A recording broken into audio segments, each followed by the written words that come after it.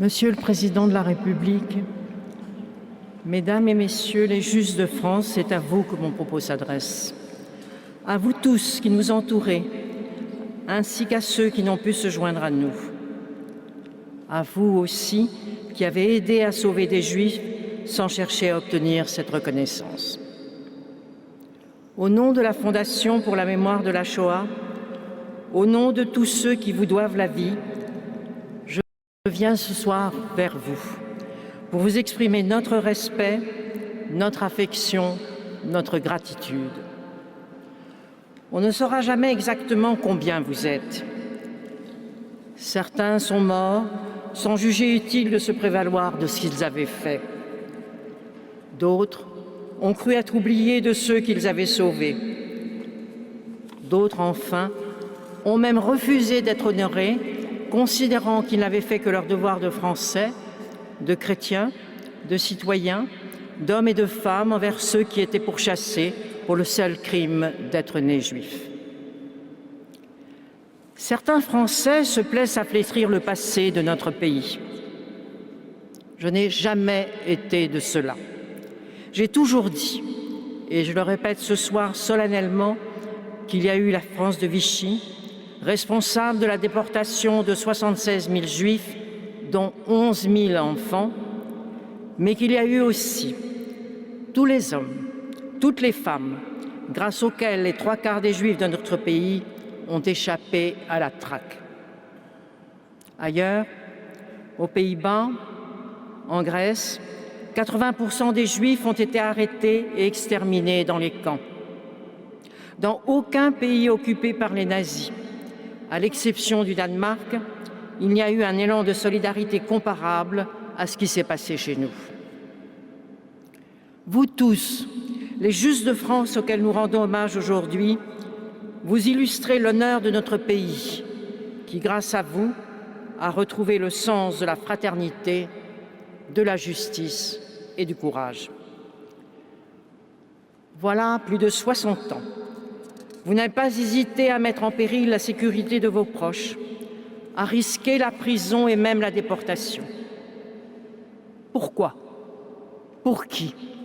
Pour des hommes, des femmes et des enfants qui, le plus souvent, vous ne connaissiez même pas, qui ne vous étaient rien, seulement des hommes, des femmes et des enfants en danger.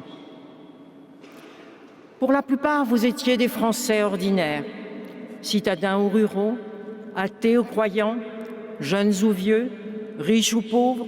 Vous avez hébergé ces familles, apporté réconfort aux adultes, tendresse aux enfants.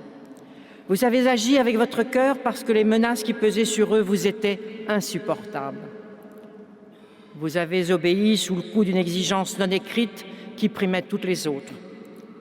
Vous n'avez pas cherché les honneurs et vous n'en êtes que plus digne. Je tiens ce soir à vous remercier, Monsieur le Président de la République, d'avoir publiquement osé reconnaître la responsabilité de l'État dans les lois scélérates de Vichy. À vous remercier aussi d'avoir sans phare, à maintes reprises, et notamment au Chambon-sur-Lignon, rappelé l'action exemplaire, courageuse et fraternelle des Français, dont certains vous entourent ici ce soir. Face au nazisme qui a cherché à rayer le peuple juif de l'histoire des hommes et à effacer toute trace des crimes perpétrés, face à ceux qui, aujourd'hui encore, nient les faits, la France s'honore, aujourd'hui, de graver de manière indélébile dans la pierre de son histoire nationale cette page de lumière dans la nuit de la Shoah. Les Justes de France pensaient avoir simplement traversé l'histoire. En réalité, ils l'ont écrite. De toutes les voix de la guerre, leur voix était celle que l'on entendait le moins, à peine un murmure qu'il fallait souvent solliciter. Il était temps que nous les entendions. Il était temps que nous leur exprimions notre reconnaissance.